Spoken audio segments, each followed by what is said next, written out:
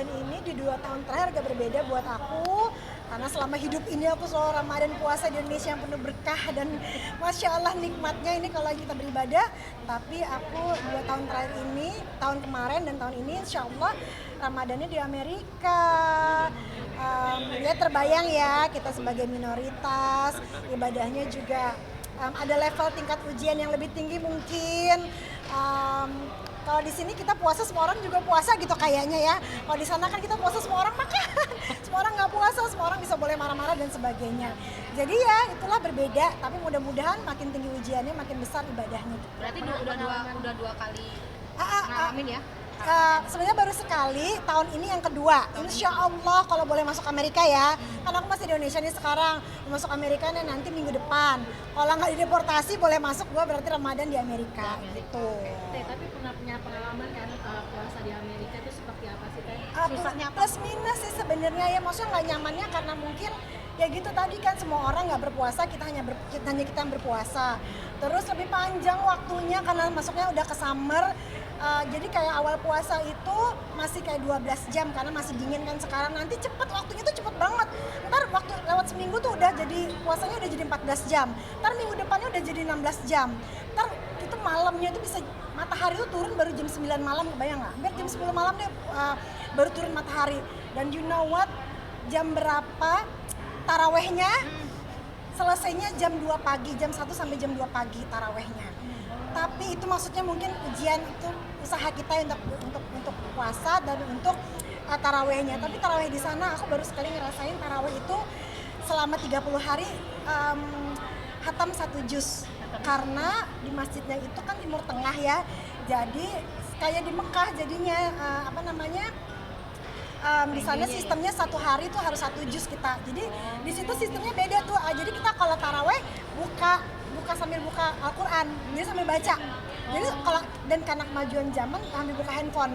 Jadi kayak aku tuh habis rakaat pertama langsung buka, oh sudah ayat gini jadi sambil baca gitu. Ya maksudnya mungkin ada keyakinan pro dan kontra orang-orang, tapi di sana semua orang seperti itu gitu. Yang sulit apa sih Teh? Menu makanannya atau apa, kan karena kan kita di Indonesia. Kalau makanan mah hari biasa nggak Ramadan aja kita cari yang halal susah. Aduh susah banget gitu, apalagi kalau Ramadan kan gitu. Terus udah gitu ya bener-bener harus masak sendiri. Masak sendiri pun kayak dagingnya, ayamnya kita cari yang halal kan, nggak sekedar kayak bukan babi kan, tapi kayak cara potongannya mas segala macam juga susah. Ujung-ujungnya gue tahu tempe aja, yang penting ada sambelnya aja, udah gitu aja deh pokoknya gitu. Susah. Terus kan aku kerjanya di sana kan juga kerja sampingan sebagai pengantar makanan kan. Jadi kayak gitu, kayak nganterin kayak apa sih ojek online gitu, enggak kayak GoFood di sini tapi naik mobil. Aku kerja di situ. Bukan susahnya sih, pertentangan batinnya adalah pada saat Ramadan kita di sana harus kerja, nggak bisa nggak kerja kan. Aku nggak mau nganterin yang nggak halal, ngerti nggak? Jadi otomatis 30 hari aku nggak akan kerja di sana gitu. Ya gimana sih, kita puasa tapi kita nganternya yang nggak halal. Aku takutnya nggak nyambung aja gitu, nggak berkah aja. Walaupun ada aku tanya ke Ustaz sebagian, nggak apa-apa Teh, yang penting kamunya nggak makan. Jadi aku pikir kok kayak nggak afdol ya. Aku puasa cuman aku memberikan orang makanan nggak halal gitu sih aku mikirnya. Jadi aku nggak bisa bekerja sama sekali selama 30 hari sampai nanti Idul Fitri. Nah, berarti Ramadan tahun ini berarti di sana lebaran di sini atau gimana? Enggak, aku sampai lebaran haji di sana sampai bulan berapa ya? Kan aku 5 bulanan insyaallah di sana. Suami kan 6 bulan kan? Nggak ada rencana untuk suami nanti kalau udah pensiun, which is adalah insyaallah 2 tahun lagi setelah Piala Dunia di Amerika. Karena aku orang sepak bola, aku bilang ya setelah kita nonton bola ya di Amerika, Piala Dunia kan di Boston di kota aku. Jadi tetap habis Piala Dunia baru insyaallah kita pulang. Tapi kayak gini LDR sama suami gimana sih? Berat gak? Berat sih, kalau diberatin ya berat. Cuman kan kalau kita nih wanita bekerja nih semuanya, kayak udah biasa ngapa-ngapain sendiri gitu. Jadi bisa apa ya? Bisa aman lah gitu, masih bisa, apalagi sekarang komunikasi udah canggih, bisa video call like every hours gitu, maksudnya ya 3 kali sehari lah pasti ada video call malam lama, jadi kayaknya nggak ada yang kurang, komunikasinya terus ada gitu. Kemarin kan Kak Teteh tadi kan bilang Kak Teteh di sana kerja gitu ya. Iya, jadi pengantar makanan. Dan itu udah berapa lama sih Teh di sana Teh atau pekerjaan itu? Terakhir aku kesana nih, kan aku udah kayak 4 kali bolak-balik. Yang terakhir aku kesana, aku pikir aku nggak bisa nih diem aja, pagi lama kan 6 bulan. Gue nggak bisa disuruh diem, wanita yang nggak bisa diem gitu. Ya udah, kita kan nggak bisa kerja sembarangan, tapi bisa kerja kayak freelance gitu. Ya udah, jadi aku sekarang merasakan kayak teman-teman ojek online yang nunggu di restoran, ngeliat orang makan gitu. Jadi aku lebih menghargai sih semuanya, aku ngerasa itu semua. Suami Kalau untuk salary mengizinkan sendiri, tak? lebih besar nggak sih teh di sana teh?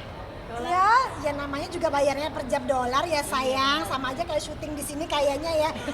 Kalau kita mau kerja semakin lama semakin banyak. Contoh kalau sejamnya sekitar dapat taruhlah $20 kan 300.000. Ya kalau 3 jam aja lumayan dapat 1 juta. Ya kalau 6 jam kan lumayan, hitung aja lah sendiri gitu. Tergantung kita mau bekerjanya seberapa lama, seberapa Suami banyak. mengizinkan tuh teh. Tadi teteh bilang kan tahu tempe gitu. Ketika teteh di sana tuh apalagi mau buka puasa gitu, ada kesulitan belinya gimana tuh teh? Ngapain sih lu petak umpet sama siapa? Gini, kalau di kota aku kebetulan banyak orang Indonesia, banyak orang Asianya, jadi ada supermarket Thailand biasanya penyelamat sama supermarket Korea. Nah mereka punya kan tofu, tapi mahal banget. Tempe satu bar itu tuh $5 berarti 75.000. Tempe segini doang nih 75.000, lu kebayang nggak? Ya terus udah gitu, ya gitu aja sih. Jadi yang seadanya aja yang bisa. Jadi di strateginya di bumbunya aja di beda-beda gitu. Aku kan satu koper nanti isinya bumbu semua. Bumbu dari Indonesia gitu. Berarti emang sering ngebawa gitu ya dari Harus bawa. Ada di sana. mungkin akan dibawa nggak sih kayak buat persiapan? Aku udah dari minggu ini aku udah belanja segala macam bumbu. Karena kalau objeknya kan bisa beli di sana, tapi bumbu-bumbunya ini kan dari Indonesia ada sih, cuma mahal banget. Aduh nggak boleh nyebut merek, Royco ayam tuh $7 loh, 100.000 sebungkus kecil, gitu. Kita sebagai mama kan berteriak ya tapi untuk kasih makan suami sama anak-anak semoga ada ibadahnya lah di situ gitu. Teh, suami mengizinkan itu teh? Apa sebelumnya tanya Awalnya dulu nggak kamu kerja apa gitu? Awalnya nggak boleh. Kamu kenapa sih kayak apa? Sebelah aku nggak bisa diem. Terus kan aku di sini biasa kerja setiap hari. Ya kita juga nggak bisa 6 bulan tanpa pemasukan dong. Sini aku ada rumah, ada mbak, ada asisten apa segala macam kan aku juga harus ini sendiri ya gitu. Jadi aku harus kerja gitu. Ya alhamdulillah sih ada jalannya. Tadinya nggak gitu. boleh.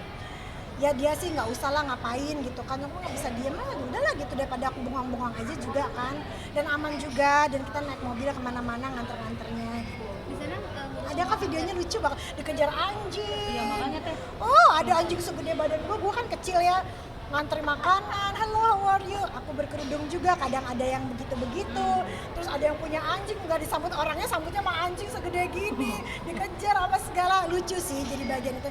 Terus karena aku kan tinggal di kotanya, jadi kayak masuk ke hutan-hutan, serem apa segala gitu, ada beda deh sama Indonesia dengan ke metropolitan ini. Tapi katanya dirimu juga sudah ditawarkan green card ya, tapi dirimu tidak mau, atau sang suami juga sudah Oh iya, ya dia nawarin mau nggak ngurus untuk jadi warga negara sini. Aku bilang saya Indonesia saja, biarlah saya bolak-balik apa segala macam, karena maksudnya ya aku tetap Indonesia gitu, nggak mau pindah warga negara karena juga kita kan rencananya juga 2-3 tahun lagi akan kembali ke sini gitu. Ada kesulitan nggak sih teh ketika harus bolak-balik dengan lamanya 6? Fulus duit, lo pikir tiket murah gitu kan, gitu. Jadi ya bolak-baliknya sih karena kosti aja sih, kosti lah gitu, pesawat, terus takut deg-degan kayak sekarang, maksudnya udah niat ke sana, cuman kan kayak aku mau masuknya bisa apa enggak.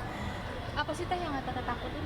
Karena Iya, kan kan kita sudah mundar mandir juga kan? Nggak bisa, Tetap nggak bisa. jadi kayak aku tuh ya, maksudnya kan orang imigrasi kan lihat nih kenapa dia lebih apa sih, kenapa berbulan-bulan ada di Amerika, apa yang dia kerjakan, mereka kan paling takut kalau kita jadi warga negaranya mereka gitu. Jadi tuh kalau kita udah kayak kelamaan di sana pasti mereka akan tanya banyak gitu. Jadi karena tanya, jadi kemungkinan untuk aku banyak pertanyaan untuk bisa masuk ke sana lagi itu besar. Jadi kemungkinan untuk aku bisa masuk atau tidaknya juga masih harus mengusahakan gitu. Walaupun Tapi yang penting tidak ada usaha dulu jaminan lah. dari sang suami teh, Nggak bisa karena suamiku kan juga masih dalam proses kan green card-nya kan. Malah dia malah takutin, takutnya dia nanti dibawa orang buat masuk ke sana untuk jadi warga negara. Kan Amerika paling takut kita orang-orang imigran gelap gitu loh, imigran yang ke sana tuh bukan buat liburan tapi buat jadi warga negara. Mereka kan menghindari itunya kan. Teh, jemaah di sana tuh banyak nggak sih teh ketika sholat mungkin taraweh atau segala macam muslim yang di tempat teteh di masjid teteh itu?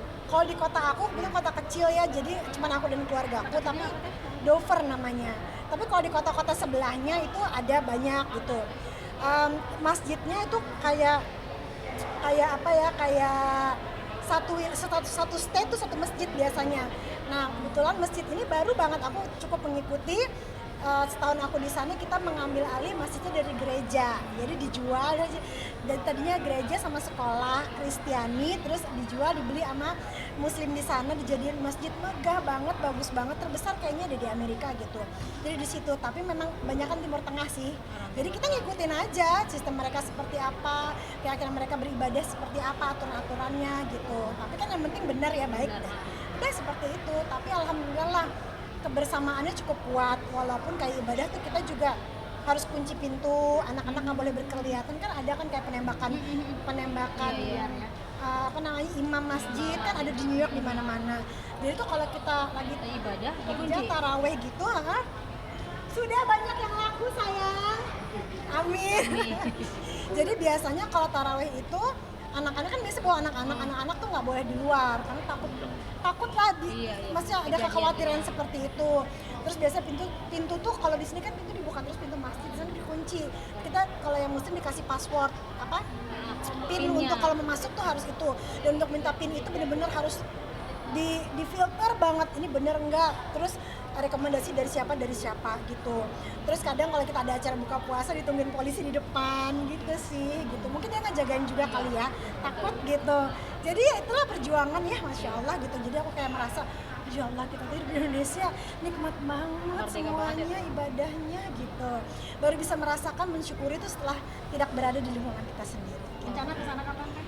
Tanggal minggu depan, hari Rabu depan. Semua udah dibawa ya Teh? Belum siap, belum. Sambel-sambelan kan banyak sekarang ya, sambel-sambelan, bumbu-bumbu, semua Biasanya satu bawa berapa koper sendiri. 2 kan jatahnya, 2 bagasi, 1 cabin. Isinya cuma oleh-oleh buat keluarga dan anak-anak, 1 kopernya lagi bumbu. Tapi nggak bawa Anak daging. minta oleh-oleh apa sih Teh dari Indonesia? Maici kalau anak gua mah. Tahu nggak, keripik-keripik pedes. Pokoknya Mimi keripik pedes, sepedes-pedesnya gitu. Karena kan di sana nggak boleh pedes-pedes. Nggak ada keripik lidi gitu-gitu. Cemen-cemen sih. matching semua ya. Atau nggak ini bikin kacamata. Biasanya kan Indonesia murah kan kacamata, di sana susah bikinnya. Bikin kacamata tuh mahal luar biasa, dan harus 3 bulan. Kita tinggal di GTS ada ya, Bo? Iya, benar. 300.000, 50.000 ada. Jadi anakku suka, Mimi pokoknya bikin aku kacamata ya gitu. Modelnya Pokoknya ini, susah-susah modelnya di sana lah gitu. Jadi bawa tuh semua di sana. Terus baju lebaran lah, yang kapal, yang sarimbitan, gitulah, bekal-bekal gitu. Hadiah segala macam aku belinya di Indonesia buat dibawa ke sana, karena di sana udah mahal.